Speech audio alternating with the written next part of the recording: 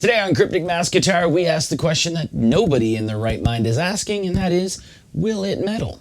With my Gibson Les Paul Special.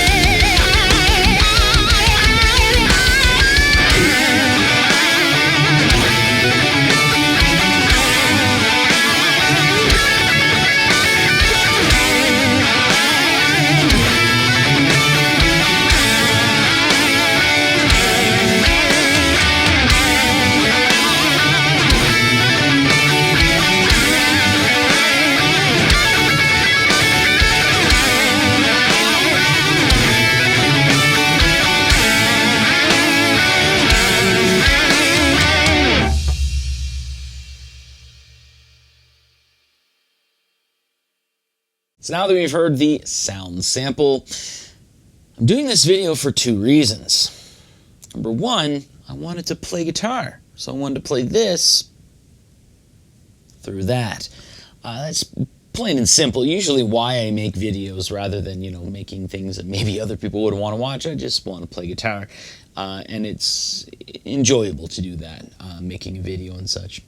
And the second reason is I've been getting a lot of questions about P90s and high gain lately. I've done a whole bunch of videos in the past where I've done the will it metal videos with guitars that have P90s in them. But some people do generally find it beneficial because they're sitting there, maybe it's just a specific guitar that they're looking at, so maybe they're looking at the Les Paul Special, and they're thinking to themselves, how versatile is it? Can I actually play metal if I wanted to? So that's kind of why I've been doing it. Now I do want to kind of make a bit of a case for P90s here, as I kind of always do.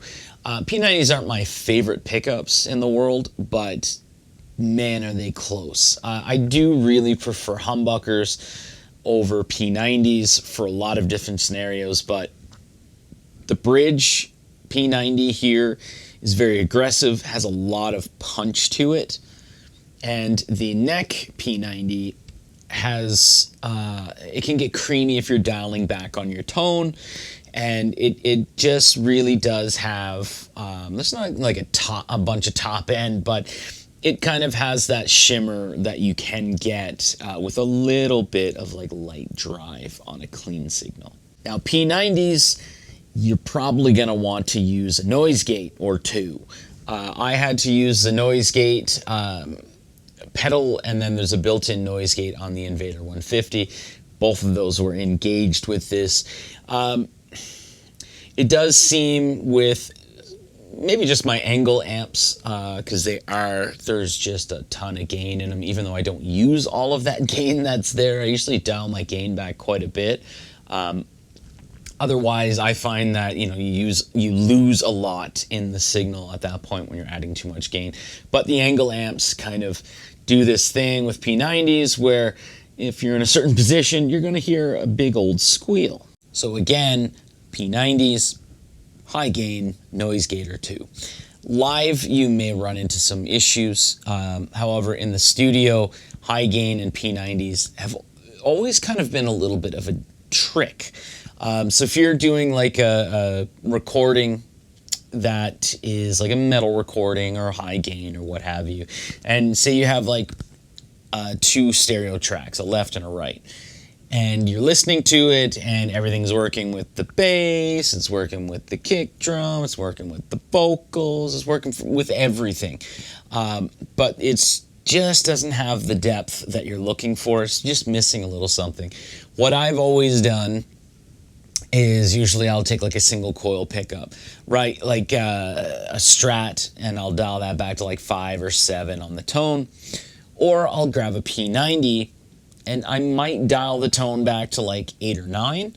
But P90s, they're aggressive pickups. They've got a lot of punch in them. You don't really need to start dialing back the tone for a high gain tone, but it sort of sometimes gives you a little bit of magic. But adding a P90 in either a third track or even like a fourth track or what have you can give you a little bit of depth, and it can fill some spaces that may have been missing, you know, maybe the sound that you're looking for. Well, that's it for this video. That's really all I have to say. P90s are awesome. Thanks for watching.